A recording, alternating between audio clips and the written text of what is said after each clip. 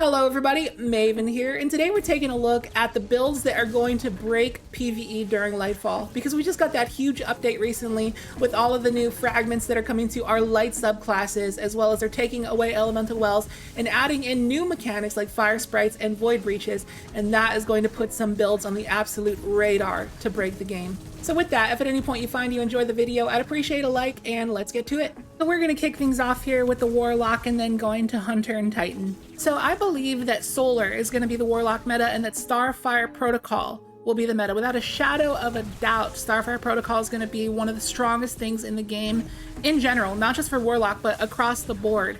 This thing is going to dominate PvE, as it already kind of does. It's always been one of the strongest builds as it is, but it's getting twice as good in Lightfall. So let's talk about the new mechanic, Firesprites. It's like Ionic Traces, but for Solar. When you pick up a fire sprite, it will grant you grenade energy, which is obviously really good for the Starfire Protocol because it is a grenade spam build. So the biggest upside of the Starfire Protocol build is that it has a massive damage output.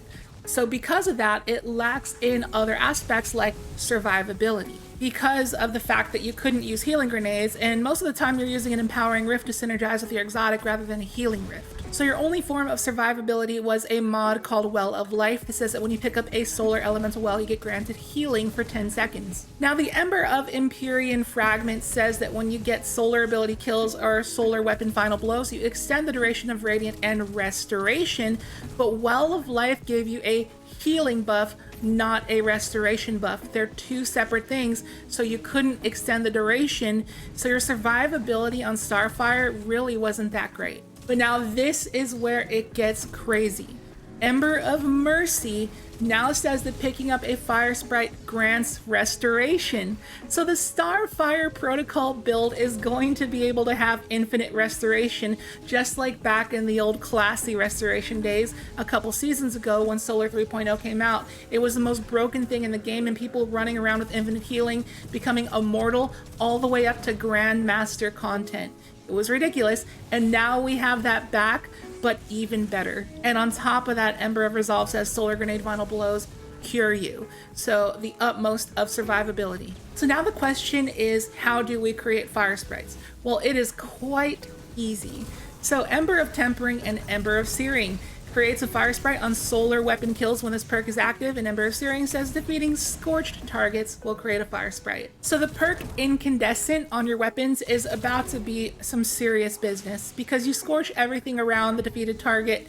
Defeating the scorched target and with a solar weapon, you're going to create 2 fire sprites per kill. And not to mention, there's some weapons that even scorch on hit themselves, like the Skyburner's Oath and the soon-to-be buffed, soon-to-be meta Prometheus Lens. So being able to create 2 fire sprites per kill that grant grenade energy and restoration that you can extend infinitely is about to be wild. So again, without a shadow of a doubt, Starfire Protocol is going to be one of the most, if not the most, broken thing in PvE in Lightfall. And now onto Hunter and also Titan. We're going to put these two together because I believe the meta for both of these is going to be Void. Now, if you've read through these update notes before, you might already know that the Gyrfalcon's Hauberk is about to go crazy. So the new mechanic here are Void Breaches, similar to Fire Sprites, but when you pick them up, you get granted class ability energy, which is not the most exciting thing in the world, especially for Void Warlocks that only have rifts. And with Titans, you can spam barricades, which is a little bit more exciting because of the Bastion aspect that gives you an overshield when you place a barricade, so it's not bad.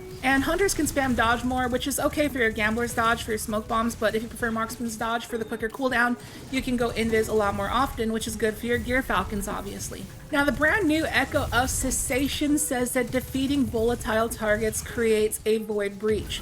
Now, this is the reason why the Gyrfalcon's Hauberk is about to be very, very meta, more than it already is. It's because it has infinite uptime of volatile rounds. Whenever you emerge from invis, you're granted volatile rounds for a pretty decent amount of time.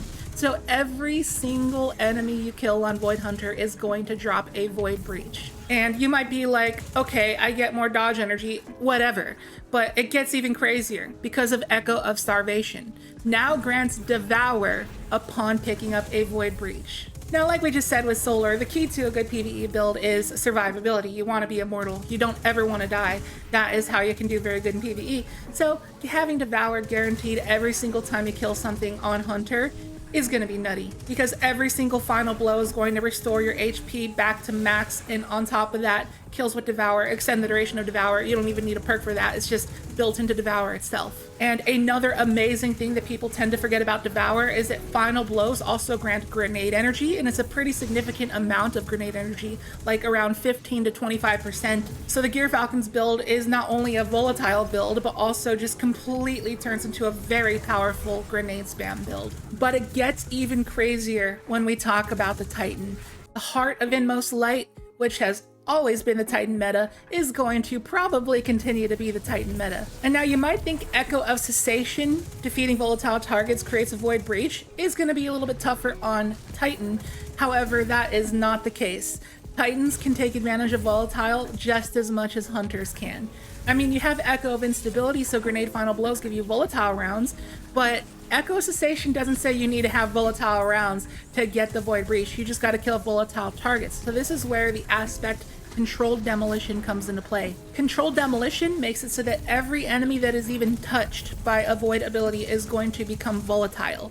And not only that, when the volatile procs and explodes, you get granted healing, so the survivability is through the roof. And because of the fact that Void Breaches grant barricade energy, and the barricades because of Bastion grant overshields, the survivability is also through the roof. But also on top of that, we got another update to an old fragment. Echo of Domineering now creates a Void Breach when defeating suppressed targets. And remember, the Shield Bash melee ability suppresses targets upon hitting them, but also Controlled Demolition is going to make them volatile upon hitting them, giving you 2 Void Breaches, which is going to give you a ton of barricade energy. And remember, every time you hit anything with an ability, Heart of Inmost Light is going to empower the other 2 abilities and make them regen quicker. So Titan is also going to be able to just simply get Devour on command, making your grenade spam with that Devour insane on top of already having Heart of Inmost Light. You're going to be able to spam grenades pretty much non-stop. And suppressor grenades at that, so you can synergize with Echo of Domineering to make even more Void Breaches. But it doesn't stop there, because remember, they're changing the way that mods work, and they will no longer have an elemental affinity tied to them. Meaning that we can pair Bomber and Outreach on our class item together, so that when we get all those Void Breaches to just get so much barricade energy, the barricade is going to proc Bomber and Outreach together, giving us back some grenade energy and melee energy on top of empowering them. But it still doesn't stop there, because on our gloves we can now mix and match impact induction and momentum transfer. So when we get a hit with a grenade ability, we get granted melee energy ability. When we get a hit with the melee, we get granted grenade energy. So they just feed into each other while generating Void Breaches, feeding into the barricade, which the barricade feeds into Outreach and Bomber. So you see the loop here, everything ties into each other, and the ability spam is going to be better than ever on Heart of Inmost Light. So that is going to do it for the video. Let me know what you think in the comments down below. I'd like to see some discussion down there. I want to see what you guys think will be the meta during Lightfall. There are a lot of interesting builds that can become meta. I'm looking at Sunbracers potentially, also Doomfang Pauldrons, and many more. There's a lot of cool stuff that I'm excited for. And I sincerely believe that Starfire Protocol is about to absolutely dominate the meta once the Strand hype goes away and people go back to old stuff and realize how broken Starfire still is, especially with these new updates. We're going to see nothing but Starfire Warlocks in PvE. LFG teams are going to be asking for you to be on Starfire Warlock, so if you don't main Warlock, you better get used to it. And I also believe that with these new fragments, especially Ember of Searing, that the Prometheus lens is also about to shake the meta. We never thought we'd see this thing at the top of the meta, but now's the time. I just really hope that Bungie creates an ornament in the Eververse for the Starfire Protocol. This is something that everybody's been requesting, because the thing is butt ugly. You know, if they put an ornament in the Eververse, they'd make like $1 million overnight, easily. So anyways, thank you so much for watching the video. I hope you enjoyed it. If you did, be sure to hit the like button and drop a comment, because those 2 actions really help the video out. And if you're new, consider subscribing. I'd really appreciate it. And with that, I'll catch you in the next video. Later.